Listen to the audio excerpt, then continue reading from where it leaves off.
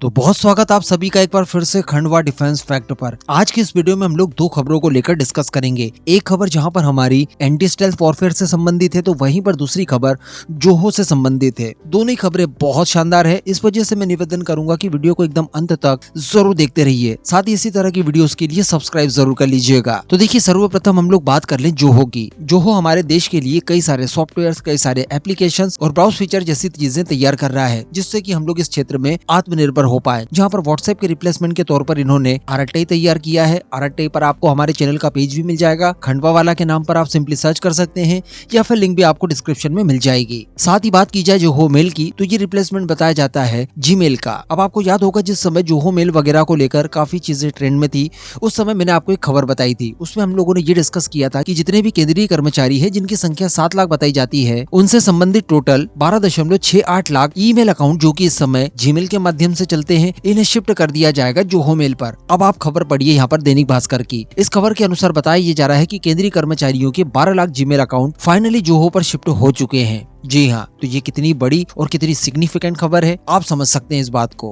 और सबसे बड़ी बात जो कि हमें भी प्रेरित करती है जोहो मेल का इस्तेमाल करने के लिए, वो ये है कि इन जीमेल अकाउंट्स में उन केंद्रीय कर्मचारियों के भी अकाउंट्स हैं जो कि प्रधानमंत्री कार्यालय यानी PMO और साथ ही अमित शाह के कार्यालय यानी होम मिनिस्ट्री से संबंधित हैं। कहने का मतलब, अगर प्रधानमंत्री और गृह मंत्री के कार्यालय के सभी कर्मचारी जोहो मेल पर शिफ्ट हो चुके हैं, तो फिर हम क्यों नहीं। इसके अलावा एक बार ये भी हमें जानकारी मिली थी कि अमित शाह स्वयं भी जोहो मेल का इस्तेमाल करना शुरू कर चुके हैं। इस बात की उन्होंने अनाउंसमेंट भी की थी प्रॉपर। अब हम लोग बढ़ जाते हैं अगली खबर को लेकर। देखिए, इस बात को लेकर हम लोग कई बार डिस्कस कर चुके हैं कि स्टेल्थ एक काफी घातक चीज हो सकती है किसी भी देश के लिए। चाइना के पास जो कि मल्टीपल स्टेल्थ प्लेटफॉर्म्स हैं। पाकिस्तान की बात की जाए तो पाकिस्तान के पास भी आने वाले समय में स्टेल्थ प्लेटफॉर्म्स आ सकते हैं। चाइना या फिर टर्की उस स्टेल्थ जेट या फिर ड्रोन्स वगैरह प्रोवाइड करा सकते हैं। ऐसी परिस्थिति में आपको दो चीजें चाहिए। एक तो ये कि इस तरह के जितने भी स्टेल्थ जेट हैं, ये जब आपके एयर स्पेस में घुसने की कोशिश करें, तब आप इन्हें प्रॉपर देख पाएं, पकड़ पाएं और इनसे संभावित खतरे को आप टाल दें। दूसरी चीज, आप भी जवाबी हमला स्टेल्थ से कर पाएं, इसके लिए आपके पास भी स्टेल्थ प्लेटफॉर्म होना आवश्यक है। अच्छी बात यहाँ पर देखने के लिए ये मिल रही है कि भारत के द्वारा लगातार इस तरह के प्लेटफॉर्म्स तैयार किए जा रहे हैं जो कि स्टेल्थ भी हो। साथ ही इस तरह के भी प्लेटफॉर्म्स तैयार किए जा रहे हैं जो स्टेल्थ प्लेटफॉर्म्स को डिडक्ट कर पाए, जिससे कि हमें एंटी स्टेल्थ वॉरफेयर में बढ़त मिले। अब ऐसा ही कुछ देखने के लिए मिला है सुपर सुखोई प्रोग्राम में। हम सभी जानते हैं कि सुपर सुखोई प्रोग्राम हमारे Su-30 MKI को अपग्रेड करने के लिए एक परियोजना है, जिसमें स्वदेशी स्तर पर कई सारे उपकरण तैयार किए गए हैं। अब इस रिपोर्ट में बताया जा रहा है कि इसका जो विरूपाक्ष रडार सिस्टम होगा, जो कि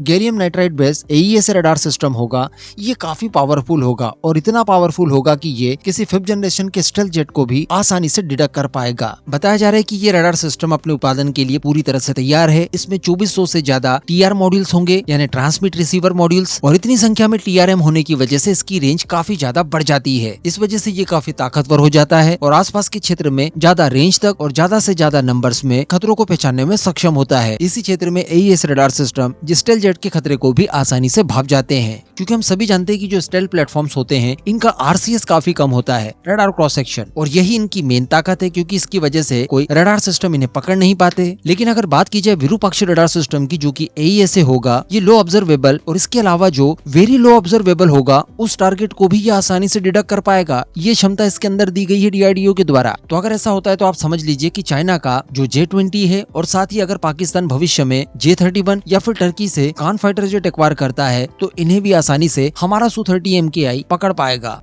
इसके अलावा भी विरूपाक्ष रडार सिस्टम में एक नई खूबी, एक अलग सा स्पेसिफिकेशन होगा। अब देखिए, बताया जा रहा है कि विरूपाक्ष में सिग्नल प्रोसेसिंग एल्गोरिदम और वेब फॉर्म जनरेशन पर लगातार काम किया जा रहा है। इसका मकसद ये है कि रडार के जो बेहद ही वीक रिटर्न सिग्नल्स होते हैं, इसके अलावा फाइटर जेट में जो नॉइज और जो क्लटर के बीच का फर्क है, वो भी आसानी से डिडक्ट कर पाएगा। तो इससे काफी ज्यादा चांसेस बनते हैं कि कोई भी स्टेल्थ जेट इसके सामने आ जाए, ये आसानी से उसे डिडक्ट कर सकेगा, और वो भी 200 किलोमीटर की रेंज में। तो ये एक बहुत ही अच्छी और शानदार खबर है। लेट्स सी कि क्या ये जब बनकर तैयार होगा, उसके बाद उसी तरह से परफॉर्म कर पाएगा जिस तरह की बातें आज हम लोग कर रहे हैं। आप अपना ओपिनियन नीचे कमेंट बॉक्स में जरूर दीजिएगा।